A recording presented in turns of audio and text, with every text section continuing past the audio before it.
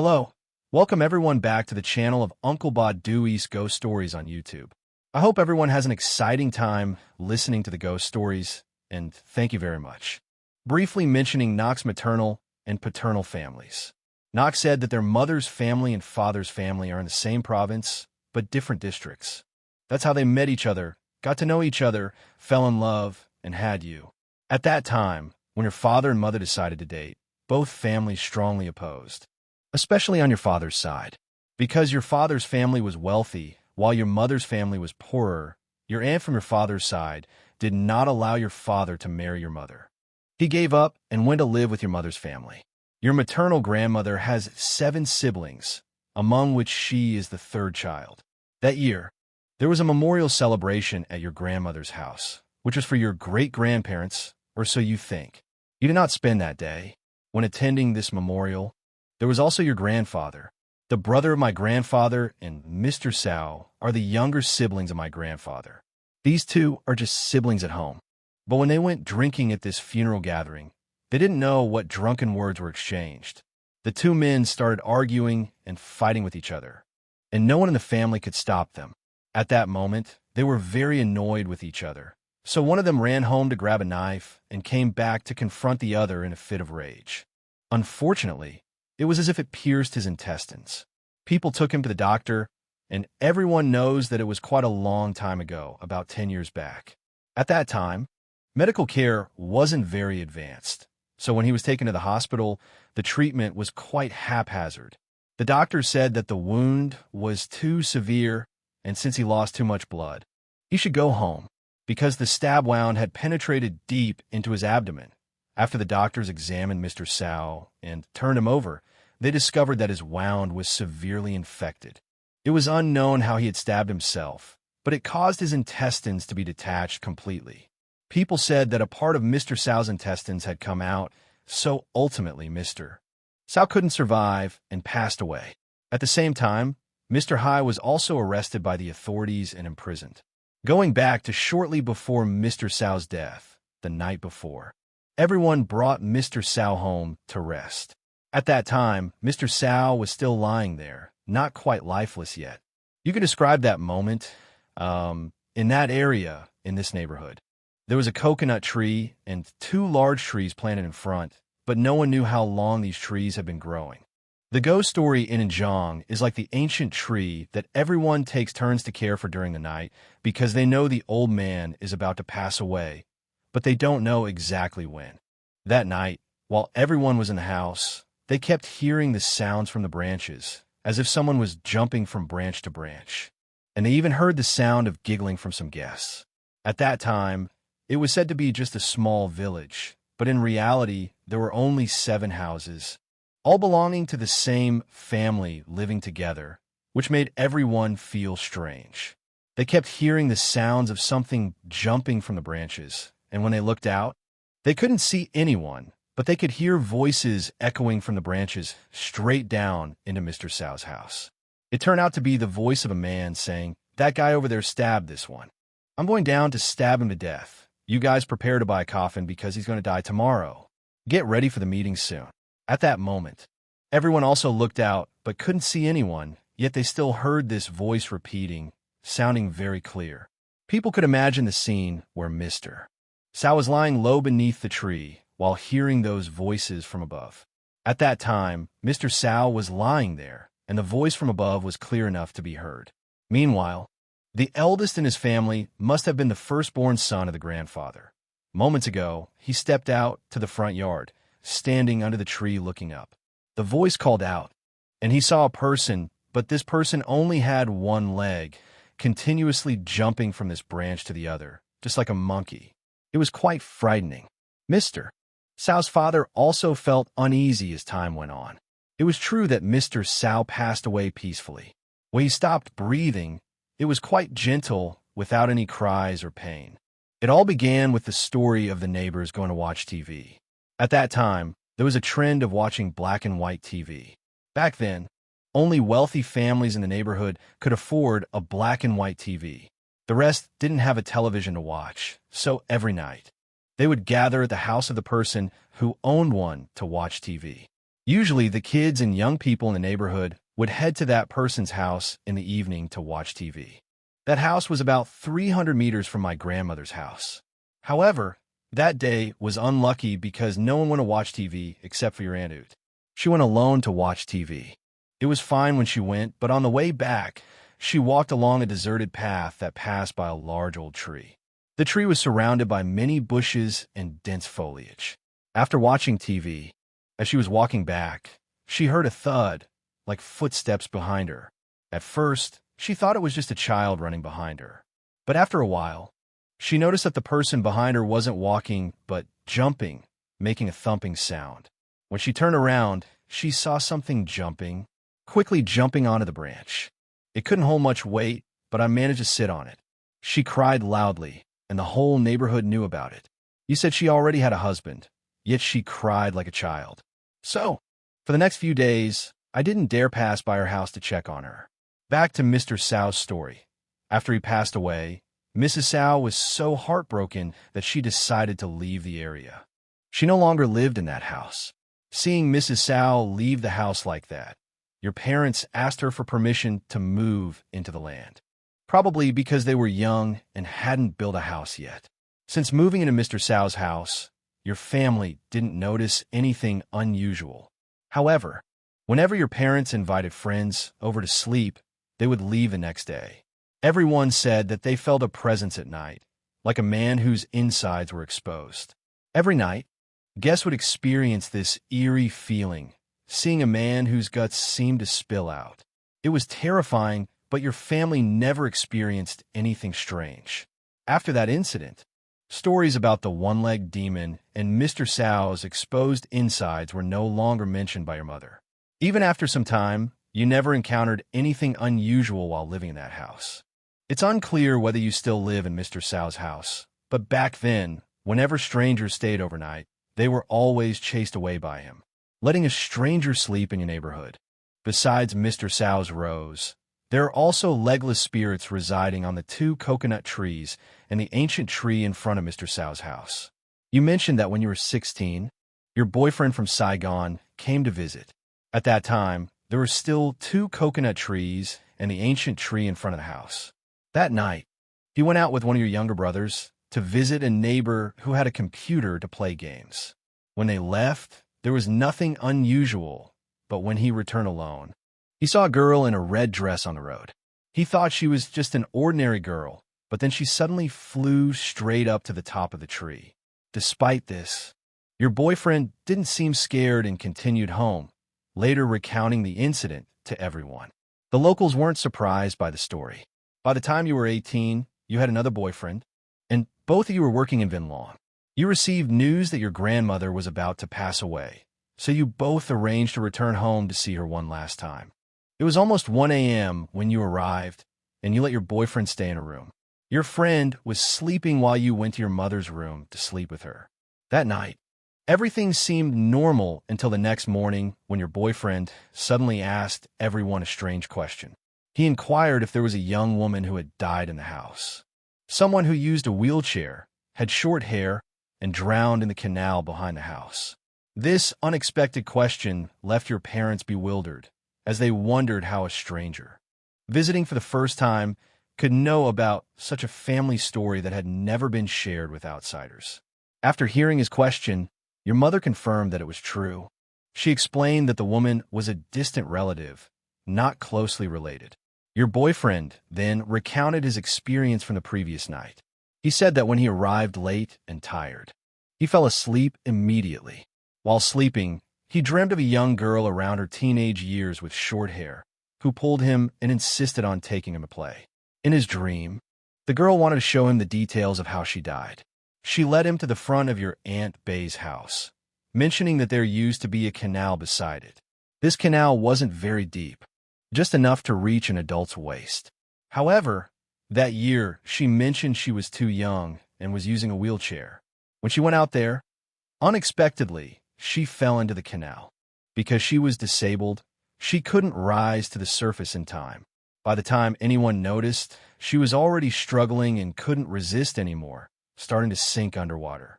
In her dream, She mentioned that just when she was drowning and couldn't come up anymore, a man named Nam from the neighborhood happened to pass by. He saw her struggling in the water and pulled her out. By then, she had stopped breathing, but her heart was still beating faintly, and she was still warm, which meant she was still alive, not completely dead. She said if she had been taken to a clinic in time or given proper first aid, she might not have died. Mr. Nam didn't remove the water from her mouth. Instead, he blew air into her, which caused the water to seep deeper into her lungs, contributing to her death. In her dream, she seemed to want to inform him of her presence in the house and the reason for her death. She also mentioned she loved her pig very much and asked him to take care of it. After saying this, she disappeared. The next morning, her boyfriend asked her parents about it. They were surprised that someone who had only been around for 18 years suddenly knew such a family secret, which couldn't have been a coincidence. However, she only dated him for a few months before they broke up. By the age of 20, she got married and has been happy ever since. She mentioned that when she got married and became pregnant, everything was fine, but after giving birth, her husband visited her at her parents' house. That night, while sleeping together, her husband felt as if a woman's face was close to the bed. When he looked closely, the face got closer until it was right next to his face. He could see the face clearly, and it was quite large. He opened his eyes and, after about 15 seconds, saw the figure slowly retreat and disappear behind a refrigerator. The next morning, he told her mother about it, who said it was probably her grandmother visiting to see her grandchild and not to worry. Because her husband was a Christian, he didn't light incense for her grandmother, which might have been her way of asking for an offering. Since then, no one in the family has experienced anything unusual. The next story is about a game of hide and seek played by a group of students in SOC Trang, as recounted by a 12th grade student. You suddenly see your friend walking ahead, looking for the two of you. Fearing discovery, you wait for him to pass before sneaking out to hide elsewhere. From your hiding spot, you notice your friend searching in a different area, so you plan to dash outside and head down. Just as you open the door, your friend spots you, forcing you to run down to the bathroom at the end of the third-floor hallway to hide again. You hide in the first bathroom stall, while your friend hides in the second. Despite the urgency, you can't help but notice how creepy the bathroom is. It's been neglected for a long time and used by students and has fallen into disrepair. The ceiling is dirty, the floor is filthy, and the mirror is cracked. While washing your hands, you notice the water is a yellowish color, like rusty rainwater. You assume it's due to the pipes not being used for a while. While hiding, your friend continues searching and eventually finds you. Startled, you scream, your laughter echoing down the hallway. Even as you're led away, you can't stop laughing. After you're caught, your friend remains hidden for a while longer. Later, it's dark, and although you're tired from running around all afternoon, you've had fun. However, the real story begins when you return home that night. After showering and eating, you lie in bed scrolling through your phone until around 11:50 p.m. As you try to sleep, you suddenly wake up to see a dark figure standing by your bed. Terrified, you scream, unsure if anyone in the house hears you. The figure speaks, asking why you're screaming so loudly. You're paralyzed with fear, unable to move, and the figure seems so real, even holding your hand, forcing you to react. I woke up suddenly, feeling scared. I could only chant prayers, try to calm down. After a while, my body felt lighter, and I realized I was drenched in sweat, as if I had just taken a bath without drying off. Everyone was so frightened that they just turned on music and slept until morning. When I checked my phone, it was 12:05 a.m. I was late for class the next day, and I shared the story with my classmates, especially those who play hide and seek with me the previous day. They joked that I must have screamed too loudly, causing someone to come after me. One of my friends, who hid with me near the restroom, said she also saw a shadow at 2 a.m. It warned her to stay hidden and not come out. Hearing this made me anxious, but I tried to reassure myself that it was just a one-time scare. That night, as I went to sleep around midnight, I felt a heavy pressure on my body, as if someone was lying on top of me. I was still conscious and could hear faint voices yelling at me, though I couldn't understand the language. I continued to pray until I felt lighter and took the courage to move to my mom's room for comfort. However, I saw the shadow again standing at the foot of my bed. It didn't move or do anything, just stood there. Terrified, I woke my mom and asked her to switch places with me. I thought moving spots would make me feel safer, but the shadow remained. As I turned to my mom, she suddenly sat up and spoke in a strange voice. "Do you think I'm your mom?" At that moment, I was paralyzed with fear, my body trembling uncontrollably. When I finally woke up, my mom was shaking me, asking what was wrong. I realized it was all just a nightmare. Despite sleeping next to my mom, I couldn't fall asleep again. The next morning, we visited a temple where the monks sensed that spirits were following me because I disturbed them first. He explained that my loud behavior in a haunted place caused them to retaliate. The monk gave me a protective amulet and taught me how to perform rituals to prevent further disturbances. Fortunately, I no longer have to attend physical education classes at that school. Although I carry the amulet, I'm too scared to even look at it. Reflecting on the experience, I decided to be more mindful and respectful in the future, realizing that my actions might have provoked the spirits. My story serves as a reminder to others to be considerate, whether dealing with the living or the spirits. I hope my story spreads awareness and encourages others to be cautious. Thank you for listening, and don't forget to like and subscribe for more stories. Feel free to leave your thoughts in the comments below. Let's look forward to more episodes together. Hello everyone. Welcome back to the YouTube channel 3 Ghost Stories by Duy. I hope you all have a thrilling time listening to ghost stories. Duy has only shared half of the story so far, and today he will continue with the next parts. The reason this person encounters so many ghosts is because he is inherently very timid and sensitive to spiritual presence. Whenever he goes to places with negative energy or spirits around, he senses them clearly. From the first day he joined the military, he was already haunted and kept getting scared. During his time in the military, after experiencing ghostly encounters, he would call home to inform his mother. He would say, "Mom, I'm fulfilling my duty, but I keep getting scared in the bathroom and even outside with the squad. Every time I stand guard, I get frightened." After he called home and told his mother, she visited a spiritual master who examined him and said he had the yin-yang eye. The master offered to block his ability to see spirits for a fee of 5 million. However, at that time, his family was not financially well off, so his mother asked how he felt, and he replied, "I'm fine. There's no need to spend money to block my ability." Eventually, this matter faded into oblivion as he didn't consult the master or interfere with his spiritual vision. So, every time he stood guard, he continued to see ghosts. One particular time, while on duty, he saw 2 ghostly figures. As a new recruit, he was paired with an experienced guard during night shifts. During his shift, the senior guard asked him to call another soldier to replace him as his shift was ending. He took a flashlight and walked through several units to reach the place where he could call another soldier to replace him. The flashlight was small and not very bright. It was around 2 a.m. when he reached the second unit and suddenly saw a girl sitting in front of the corridor. Despite the darkness, he could clearly see her sitting with her back turned towards him. Having stood guard for hours, his eyes adjusted to the dim light, allowing him to see the girl with shoulder-length hair. As he passed by her, he turned to look again and was startled. When he looked back, she was gone, and he realized he had been scared by a ghost. He often encountered such incidents in the unit. After calling the replacement guard, he thought about walking quickly past the spot where he saw the girl to avoid another scare. Despite having seen ghosts many times, he was still frightened each time. While walking back, he saw 2 soldiers approaching, looking like officers. He greeted them, saying, "Hello, sir." Their faces were pale and expressionless, and they didn't smile or acknowledge him. After a few steps, he turned back to look at them, but they had vanished.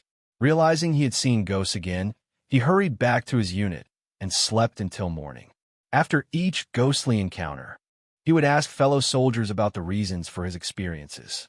The next morning, he asked about the girl he saw sitting in the corridor. They told him that the place used to be a medical station for soldiers during the war. The girl was a nurse whose lover was a soldier at the battlefield. Due to some conflict, she was heartbroken and took her own life there.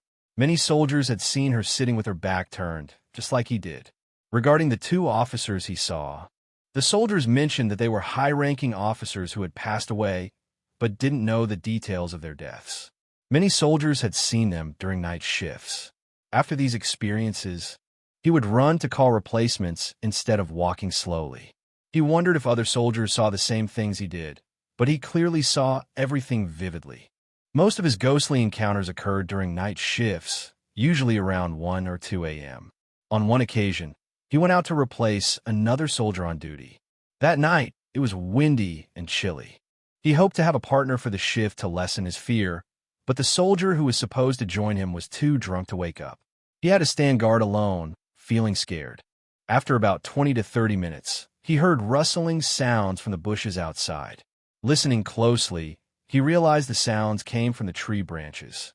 He shone his flashlight and saw a shadowy figure, thin and tall, jumping from branch to branch like a monkey. He watched as it moved quickly from one tree to another, following the flashlight beam.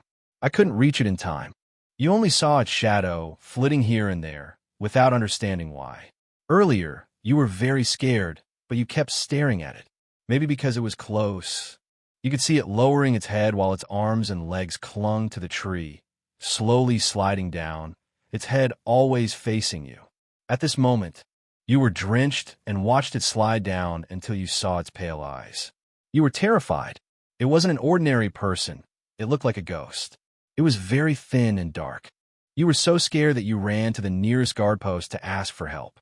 When you reached the post, there were two soldiers who told you to stay there until the shift was over. If you left the post unattended and the commander checked, you'd be in trouble the next morning. So, you stayed there until your shift ended. The soldiers mentioned that every new soldier encountered that figure at least once. By the time your shift ended, you ran back to your unit as fast as you could.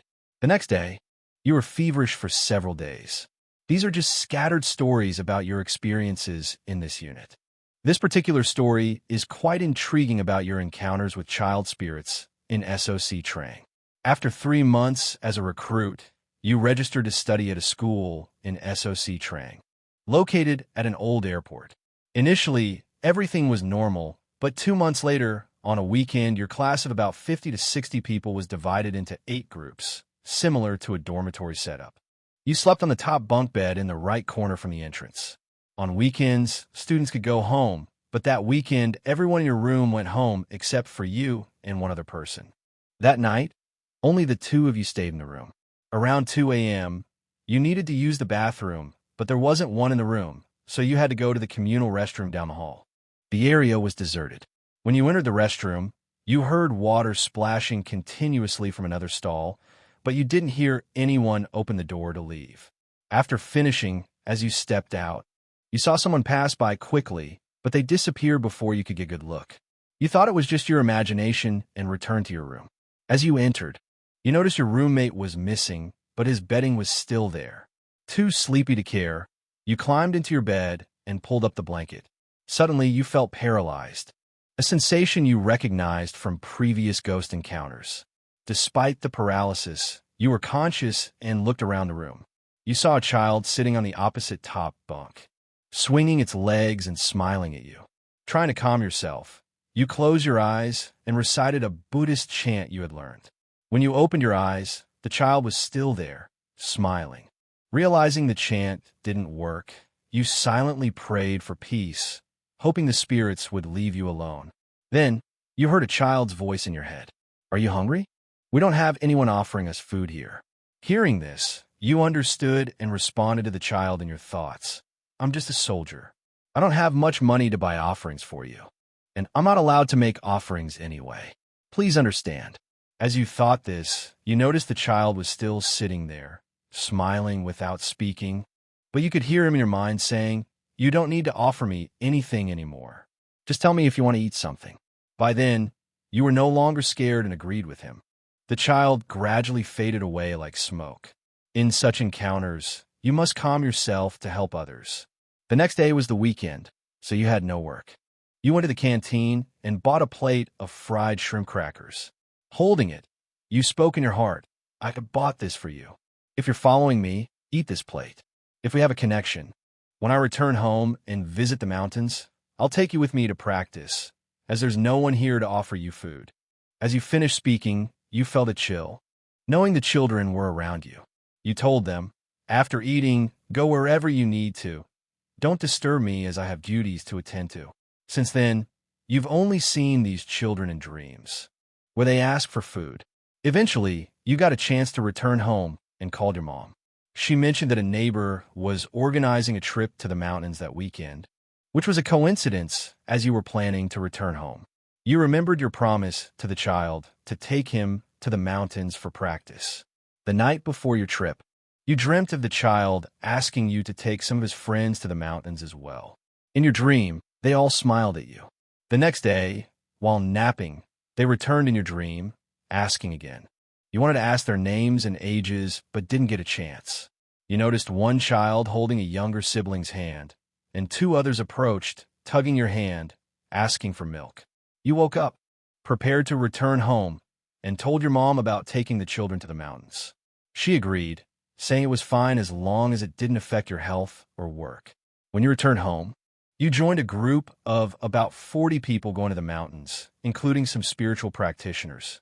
Upon arrival, a leading spiritual teacher asked if you had a family, to which you replied that you were still serving in the military. The teacher mentioned sensing children around you who seemed to have no family. You shared your experiences with the children from SOC Trang, and the teacher decided to hold a ceremony to help them practice in the mountains. During the ceremony, the teacher said he saw a group of children behind you, with the eldest crying silently. The teacher invited the child to communicate through you. Suddenly, you felt tired and dizzy, and the child spoke through you, asking for food and explaining that the place you were studying was once a detention center for children who were mistreated and died. You only learned about this later from those present, as you were unaware during the event. The story revolves around a group of children who, after completing their studies, are said to inhabit the body of a man named Nia to help others. A woman mentions specific days as fasting days when the children can return to visit Nia's body. Only one child, who sat on a bed in a room, could enter a person's body. The narrator is told by a teacher that they will lead a group and become a spiritual guide, despite their mother's skepticism. The teacher insists that the narrator's ability to see spirits is predetermined and cannot be stopped, suggesting it will lead to good deeds. In another story shared by a female friend, she recounts a sorrowful tale about her sixth aunt, which is more about spirituality than fear. Her aunt had a difficult life and suffered a severe traffic accident, but miraculously survived after surgery. The family was overjoyed, but her aunt still bore a significant scar. She had a 20-year-old son and was divorced. In 2021, her aunt revealed she was dating a man known as Oot, who was very concerned about his image. They lived peacefully until early this year when her aunt fell ill and couldn't eat or drink. Oot took her to small clinics instead of a hospital, and the family wasn't informed of her condition. When the narrator's mother visited, she found her aunt in distress and insisted on taking her to the hospital. Oot opposed this, instructing the aunt's son not to inform the family or take her to the hospital. Eventually, the narrator's brother-in-law took the aunt to the hospital at night, but she passed away. The family was devastated and couldn't bring her body home due to pandemic restrictions. During the funeral, the narrator dreamt of her aunt expressing love for another family member. 2 months later, the family heard of a spiritual medium in Benjeung who could communicate with the deceased, prompting them to visit her, summoning Aunt Sao's spirit because the reason for her sudden death was unclear. After dealing with the grandfather's matter, the family consulted a fortune teller about Aunt Sao. The fortune teller said that in life, Aunt Sao suffered greatly, and now her time had come. She trusted her friends a lot, lending money to one woman and one man, but they had yet to repay her. The family realized that the person who borrowed money from Aunt Sao was Uncle Oot, her lover. It turned out he owed her 200 million. Since Aunt Sal had passed, and there were no documents for the loan, there was little the family could do legally. So they prayed for Aunt Sal's spirit to help them recover the money. Remarkably, Uncle Oot, who previously denied any involvement, unexpectedly returned the money the next day. This change of heart seemed to be influenced by Aunt Sal's spirit, leading him to repent and live a better life. The family believes Aunt Sal's spirit remains in the house, watching over them. And that's the end of today's story. Before we wrap up, don't forget to like and subscribe to the YouTube channel. Share your thoughts on today's story in the comments below, and stay tuned for more episodes. Hello everyone. Welcome back to the YouTube channel Stories of Uncle Badaway. I hope you had an exciting time listening to ghost stories. Now, let's begin with the first story about a female spirit in a rented room on Nguyen Tai Son Street, near Tan Son Nhut Airport. This story was sent to me by a female friend from Quang Nai. Before she shared her encounter with the spirit in the rented room on Nguyen Tai Son Street, she mentioned that when she was in the 2nd grade, she accidentally fell and hit her head on the ground. Since then, she often dreams of her younger brother, who sadly passed away when he was just 15. She didn't know the reason for his passing, as she was still very young at the time, and thought her dreams were just normal. When she was in the 6th grade, her father got an old bicycle for her to ride to school. Every morning, she would ride it to school and back home in the afternoon. It seemed normal, but she noticed that whenever she passed a bamboo grove near an intersection, her bike would either break its brake or chain. It was strange because it happened every time she rode quickly. Her mother would send her out to buy snacks, and the bike would become stiff, forcing her to stop and fix it. She felt like someone was pushing her bike from behind, causing her to fall.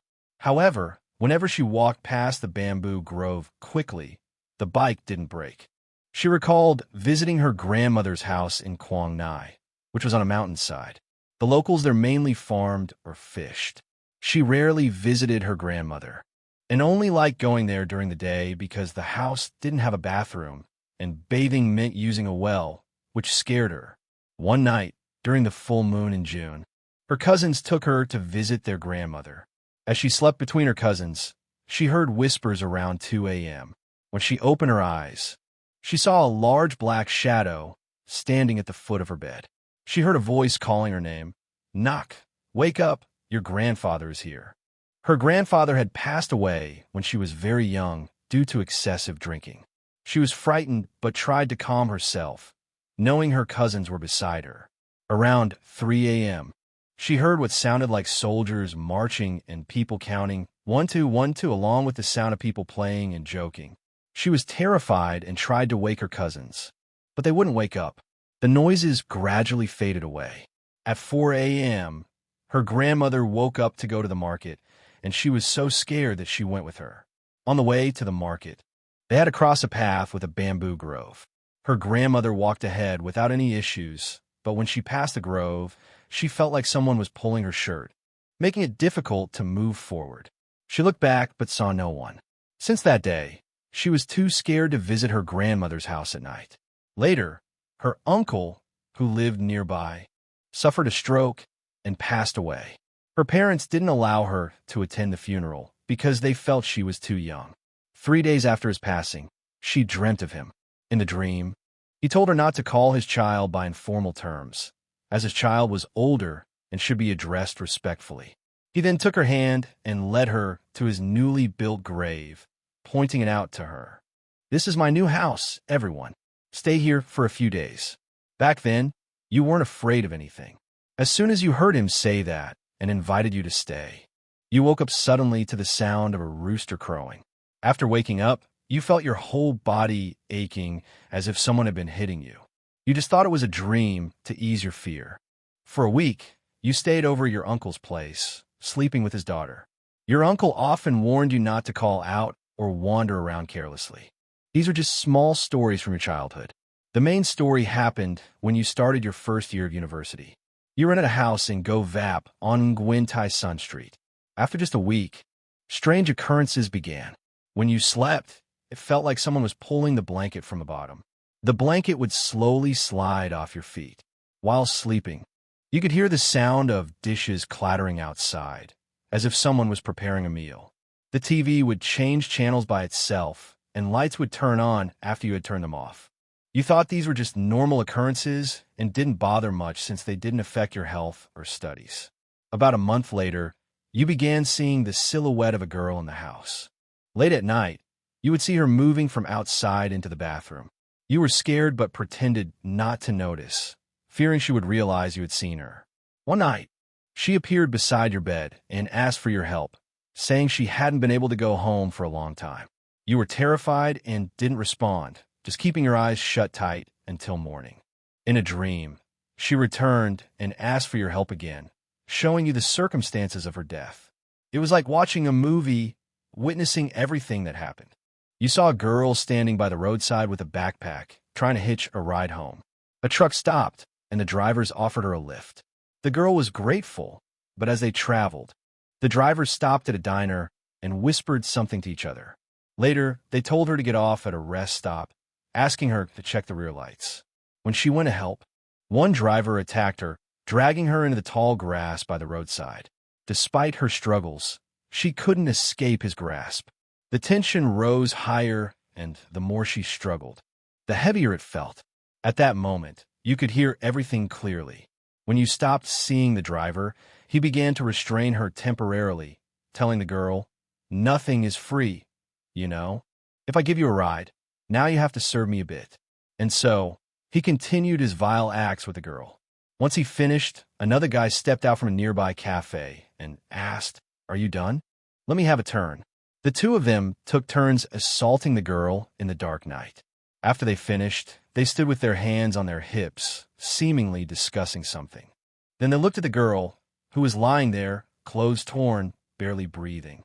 They decided to lift her, one holding her arms and the other her legs, and threw her off the hill, beyond the north-south railway tracks. As you witnessed this scene, you suddenly heard a rooster crowing, waking you up in a sweat, terrified. For 2 or 3 nights, you had the same dream, seeing the same scene and the girl being attacked. After 3 nights, you became scared and decided to move out of the rented room. While packing, you dismantled a fabric wardrobe and found a gold bar covered in mud on top of it. Assuming it belonged to one of your roommates, you asked around, but no one claimed it, so you kept it. That afternoon, during a nap, you dreamt of the girl again. She sat beside you, asking for help. She told you to keep the gold, sell it for travel expenses, and give any remaining money to her mother if you found her. When you woke up, you felt disoriented, as if in a trance. Your roommates noticed your strange behavior and pulled you back, even using garlic to ward off spirits. You fainted until around 4 p.m., and your friends suggested moving out due to the persistent haunting. Before leaving, you placed the gold at a shrine and silently prayed for the girl's spirit to find peace and her family. Despite your best intentions, you couldn't help her find her family, as you had no leads. Eventually, the story faded into obscurity, and you settled into a new place. Through your story, we can feel sympathy for the girl's spirit, hoping she reunites with her family. The second story involves fishermen at sea, shared by a young man from Gwynlu, Nayan. He often listens to ghost stories while at sea. Inspired, he shared a tale about his uncle, who was pulled into the sea by a malevolent spirit in 2021. One day, the fishing boat set out as usual. Upon reaching the fishing spot, the crew turned on the lights to attract squid. Everyone was eager to catch squid, except for Uncle Sun, who stayed inside the boat. While others fished, you noticed Uncle Sun acting strangely, clasping his hands as if praying, with his face down. Concerned, you asked him what was wrong, but he didn't respond. Later, he went to the restroom, raising suspicions.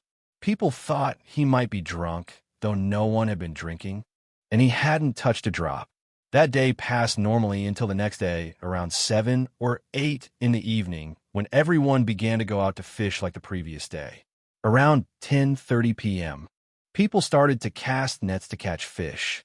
After finishing with the nets, your job with Mr. Sun was to sit and sort the fish together. While sorting, Mr. Sun was mumbling something to himself, sounding like he was talking nonsense. You asked him if anything was wrong, but he said there was nothing.